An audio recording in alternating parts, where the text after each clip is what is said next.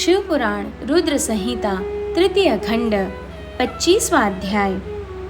शिवजी द्वारा पार्वती जी की तपस्या की परीक्षा करना। ब्रह्मा जी बोले, हे मुनि श्रेष्ठ नारद, सप्त ऋषियों ने पार्वती जी के आश्रम से आकर त्रिलोकीनाथ भगवान शिव को वहाँ का सारा वृत्तांत सुनाया। सप्त ऋषियों ने अपने लोक चले जाने के पश्चात शिवजी ने देवी पार्वती की तपस्या की स्वयं परीक्षा लेने के बारे में सोचा। परीक्षा लेने के लिए महादेव जी ने एक तपस्वी का रूप धारण किया और उस स्थान की ओर चल दिए जहाँ पार्वती तपस्यारत थी। आश्रम में पहुंचकर उन्होंने देखा देवी पार्वती वेदी पर बैठी हुई थी और उनका मुखमंडल चंद्रमा की कला के समान तेजोदीप्त था। भगवान शिव ब्राह्मण देवता का रूप धारण करके उनके सम्मुख पहुँचे। ब्राह्मण देवता को आया देखकर पार्वती ने भक्ति पूर्वक उनका फल फूलों से पूजन सत्कार किया। पूजन के बाद देवी पार्वती ने ब्राह्मण देवता से पूछा, हे ब्राह्मण देव, आप कौन हैं और यहाँ और कहाँ से पधारे हैं? मुनीश्वर, आपके परम तेज से यह पूरा वन प्रकाशित हो रहा है। कृपा कर मुझे आपके यहाँ आने का कारण बताइए।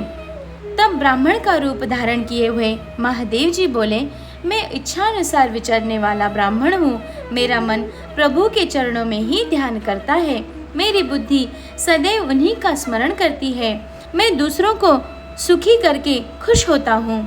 देवी, मैं एक तपस्वी हूँ, पर आप कौन हैं? आप किसकी पुत्री हैं और इस समय इस निर्जन वन में क्या कर रही हैं?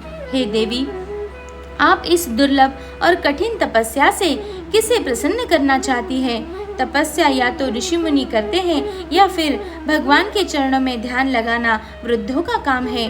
भला इस तरुणावस्था में आप क्यों घर के ऐशो आराम को त्याग कर ब्रह्मचर्य का पालन करती हुई तपस्विनी का जीवन जी रही हैं? आप किस तपस्वी की धर्म पत्नी है और पति के समान तप कर रही हैं? हे देवी, अपने बारे में मुझे जानकारी दीजिए कि आपका क्या नाम है और आपके पिता का क्या नाम है? किस प्रकार आप तप के प्रति आसक्त हो गई? क्या आप वेद माता गायत्री है, लक्ष्मी है अथवा सरस्वती है? देवी पार्वती बोली, हे मुनि श्रेष्ठ, न तो मैं वेद माता गायत्री हूँ, न लक्ष्मी और न ही सरस्वती हूँ। मैं गिरिराज हिमालय की पुत्री पार्वती हूँ।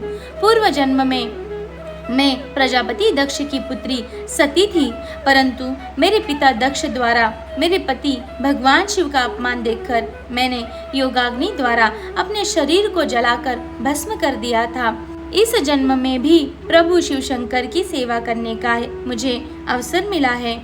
मैं नियम पूर्वक उनकी सेवा में व्यस्त थी, परंतु दुर्भाग्य से कामदेव के चलाए गए बाण के फलस्वरूप शिव जी को क्रोध आ गया और उन्होंने कामदेव को अपने क्रोध की अग्नि से भस्म कर दिया और वहां से उठकर चले गए। उनके इस प्रकार चले जाने से मैं पीड़ित होकर उनकी प्राप्ति का प्रयत्न करने हेतु तपस्या करने गंगा के तट पर चली आई हूँ। यहाँ मैं बहुत लंबे समय से कठोर तपस्या कर रही हूँ ताकि मैं शिव जी को पुनः पति रूप में प्राप्त कर सकूं, परंतु मैं ऐसा करने में सफल नहीं हो सकती हूँ। मैं अभी अग्नि में प्रवेश करने ही वाली थी कि आपको आया देखकर ठहर गई। अब आप जाइए, मैं अग्नि में प्रवेश करूँगी क्योंकि भगवान शिव ने मुझे स्वीकार नहीं किया है। ऐसा कहकर देवी पार्वती उन ब्राह्मण देवता के सामने ही अग्नि में समा गई।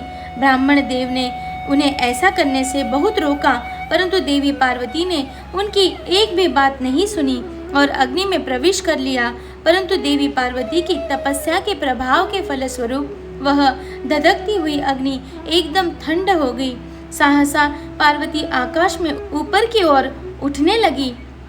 तब ब्राह्मण रूप धारण किए हुए भगवान शिव हंसते हुए बोले, हे देवी, तुम्हारे शरीर पर अग्नि का कोई प्रभाव न पड़ना तुम्हारी तपस्या की सफलता का ही सूचक है, परंतु तुम्हारी मनोवांछित इच्छा का पूरा न होना तुम्हारी असफलता को दर्शाता है। अंत देवी, तुम मुझ ब्राह्मण से अपनी तपस्या के मनोरथ को बताओ।